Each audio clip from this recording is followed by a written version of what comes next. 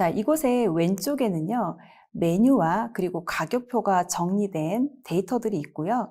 이 내용을 토대로 주문서를 작성을 하는 내용인데, 우리가 해야 되는 일은 메뉴의 목록을 작성을 했을 때, 그러니까 메뉴가 들어왔을 때 가격을 직접 보고 작성을 하는 것이 아니라 엑셀의 함수를 이용해서 메뉴에 맞는 가격이 자동으로 입력이 되도록 하는 작업을 하려고 합니다. 바로 참조 함수 중에 대표적으로 많이 사용이 되는 VLOOKUP 함수를 작성을 할 건데요.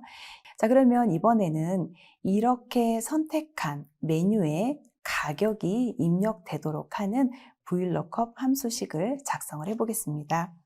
자, 등호를 입력하고 VLOOKUP 함수 작성하고요. 그리고 Ctrl A를 눌러서 함수 대화 상자를 불러줍니다. VLOOKUP 함수도 인수가 적지는 않아요. 이렇게 4개의 인수를 입력을 해야 되는데요. 이 인수가 많은 것이 좀 부담이 되기는 하지만 인수가 많다는 건 이렇게 생각을 하셔도 돼요. 우리가 엑셀에게 시킬 일이 복잡해서 아예 단순하게 명령을 준다라고 생각해도 되겠습니다. 자, 그리고 이 VLOOKUP 함수의 인수를 작성하는 과정은 실제로 대상을 찾아서 이 대상에 맞는 값을 조회하는 우리 눈이 보는 그 순서와 똑같아요. 자, 첫 번째 인수는 lookup value라고 해서 조회를 하려고 하는 대상입니다. 자, 이 조회하려고 하는 대상이 찾으러 가는 대상에도 있어야 하는 값이어야 하죠. 여기서는 메뉴를 선택을 하고요. 그 다음에 두 번째 인수로는 조회를 하러 가야 되는 기준표를 입력하는 곳이에요. 자, 메뉴에서 메뉴 이름과 금액이 나와 있는 곳을 선택을 해줍니다.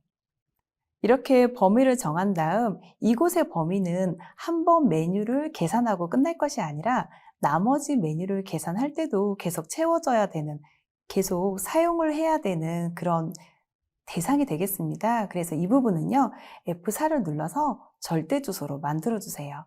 그리고 나서 자, 세 번째 인수는 이렇게 대상 중에 이 자리에, 지금 우리가 함수를 작성하는 이 자리에 가져갈 값이 무엇인지 그 값이 들어있는 열의 순서를 써주면 되겠습니다. 열번호를 써주는 건데요. 우리가 선택한 범위 중에 몇 번째 열인지를 써주면 돼요. 두 번째 열에 있으니까 2라고 써줍니다. 자, 마지막 인수는 우리가 조회를 하는 방법에 관한 내용인데요. 조회를 하는 방법은 이 두 가지가 있어요. 하나는 똑같은 값이 있을 때만 조회를 하는 방법, 그리고 또 하나는 똑같은 값이 없을 때 비슷한 값을 찾아서 조회하는 방법이 있는데, 여기서는 똑같은 메뉴를 찾아야 하는 게 맞겠죠. 그래서 똑같은 값을 입력하는 값을 넣어줘야 되는데 그 값이 바로 false라고 하는 값입니다. 우리가 VLOOKUP 함수를 작성할 때 이 false라고 하는 값을 입력을 하거나 또는 같은 의미로 0을 입력할 수 있는데요. 이 둘 중에 0이 조금 더 입력이 간단하기 때문에 주로 0을 많이 입력을 하고 있습니다. 자, 이대로 확인을 눌러주면 선택한 메뉴에, 입력된 메뉴에 해당되는 가격이 표시가 되고요. 나머지 데이터들도 자동 채우기를 하게 되면 해당되는 메뉴에 맞는 가격이 계산이 되어서, 그러니까 조회가 돼서 입력되는 것을 확인할 수 있습니다. 자, 여기 마지막 부분은 메뉴 가격을 좀 추가를 해줄게요. 자, 그리고 여기서 한 가지 기능을 좀 더 살펴볼게요. 자, 가격이 자동으로 나타난다는 것은 우리가 메뉴를 입력을 했을 때 이곳에도 자동으로 가격이 나타난다라고 했을 때 훨씬 편하게 사용을 할 수가 있을 텐데, 미리 데이터를 입력을 해보면 이 VLOOKUP 함수는 항상 조회할 대상이 없었을 때 할 일이 없다라고 하는 뜻으로, 조회를 할 대상이 비어 있다라고 하는 뜻으로 이와 같은 오류 표시가 나타나게 됩니다. 대체로 VLOOKUP 함수에 거의 필연적으로 따라오는 그런 오류라고 할 수가 있는데요.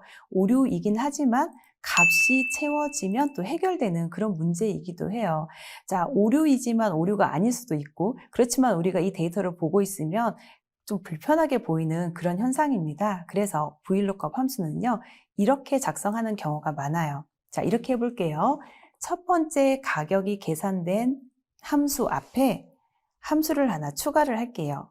if error라고 하는 함수를 추가를 해줍니다. if error라고 하는 함수를 추가를 해주고, 이 if error는 이